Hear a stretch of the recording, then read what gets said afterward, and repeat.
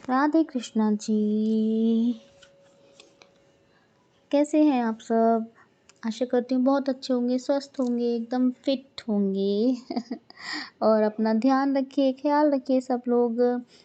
तो आज समापन है कार्तिक महात्म्य का अध्याय का।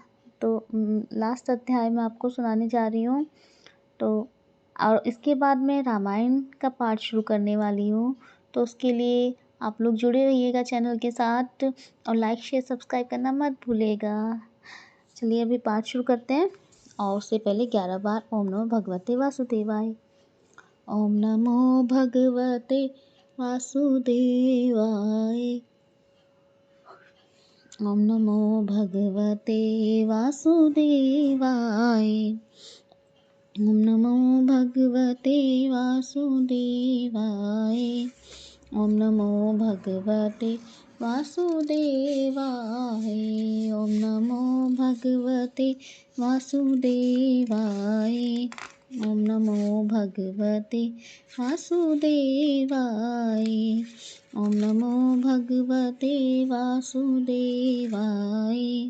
ओम नमो भगवते वासुदेवाय। ओम नमो भगवते वासुदेवाय। ओम नमो भगवते वासुदेवाय। ओम नमो भगवते वासुदेवाय।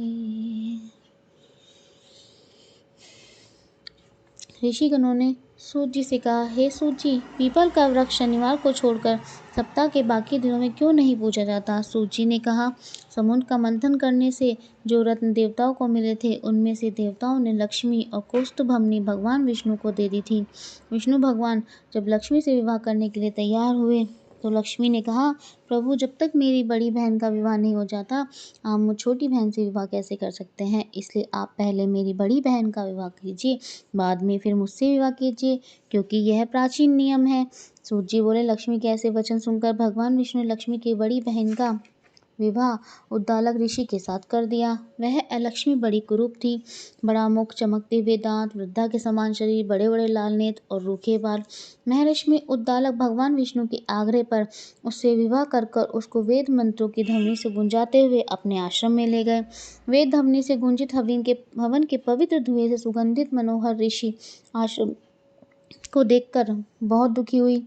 उसने महर्षि उद्दालक से कहा, इस आश्रम में वेद ध्वनि हो रही है, अतः यह स्थल मेरे रहने के योग्य नहीं है, अतः तुम मुझे किसी दूसरी जगह ले चलो। उसकी बात सुनकर महर्षि उद्दालक ने कहा, तुम यहाँ पर क्यों नहीं रह सकती, और तुम्हारे रहने के योग्य दूसरी जगह कौन सी है, यह मुझे बतलाओ। लक्ष्मी जी ने कहा, जहाँ पर वेद ध्वनि होती हो, अतिथियों का सत्कार होता हो, यज्ञ आदि होते हो, उस स्थान पर मैं नहीं रह सकती। जहाँ पर पति पत्नी का आपस में प्यार हो, पितरों के निमित्त यज्ञ होते हो, देवताओं का पूजन होता हो, वहाँ पर मैं नहीं रह सकती। जहाँ दिन रात पति पत्नी लड़ते रहते हो, जहाँ से अतिथि लोग सदा निराश लौटते हो, जहाँ पर पूज्य वृद्धों, सत्य पुरुष तथा मित्रों का अनादर होता हो, और जहाँ पर अति कठोर वाणी बोली जाती हो, जहाँ पर दुराचारी, चोर, परस्त्रीगामी प्राणी रहते हैं, जहाँ पर गोयों का वध, मद्यपान, ब्रह्म हत्या आदि पाप होते रहते हो, वहाँ मैं प्रसन्नतापूर्वक निवास करती हूँ। सूत जी ने कहा, इस प्रकार लक्ष्मी के वचन सुनकर महर्षि उद्दालक का मुख मलिन हो गया और वह उस बात को सुनकर चुप रह गए। थोड़ी देर तक चुप रहने के पश्चात उन्होंने उससे कहा, अच्छा, तुम्हारे लिए ऐसा स्थान ही खोजूंगा, अतः मैं जब तक तुम्हारे लिए ऐसा स्थान ढूंढ कर न लाऊं, तब तक तुम इस पीपल के नीचे चुपचाप बैठी रहो। सूत जी ने कहा।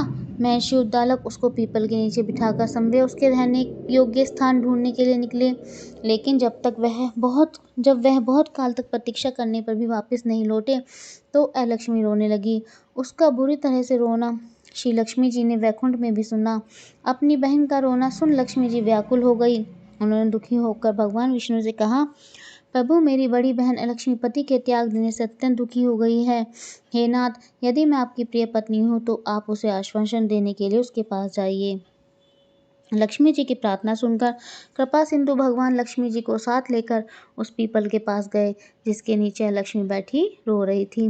उसको आश्वासन देते हुए भगवान विष्णु ने कहा, हे लक्ष्मी, इसी पीपल की जड़ में तुम सदा सदैव के लिए निवास करो, क्योंकि मेरे ही अंश से इसकी उत्पत्ति हुई है और इसमें मेरा निवास रहता है। प्रतिवर्ष गृहस्थी लोग तुम्हारा पूजन करेंगे और उन्हीं के घर में तुम्हारी छोटी बहन लक्ष्मी निवास करेंगी। स्त्रियों को विविध प्रकार के उपहारों से तुम्हारी पूजा करनी चाहिए। मनुष्यों को चाहिए कि वह पुष्प, धूप, गंध आदि से तुम्हारी पूजा करे, तभी लक्ष्मी उन पर प्रसन्न होगी।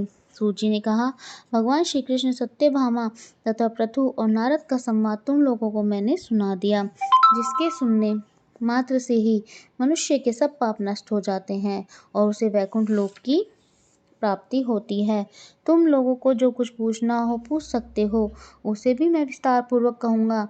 सूर्य की बात सुनकर शौनकादि आदि ऋषि महर्षि थोड़ी देर तक प्रसन्नचित्त वहाँ बैठे रहे। पश्चात श्री बद्रीनारायण जी के दर्शन करने के लिए चले गए। जो प्राणी इस कथा को सुनता है और दूसरों को सुनाता है, वह इस संसार में संपूर्ण सुख प्राप्त करता है। बोले श्री कृष्ण भगवान की जय, राधा कृष्ण जी की जय। राधे कृष्णा जी।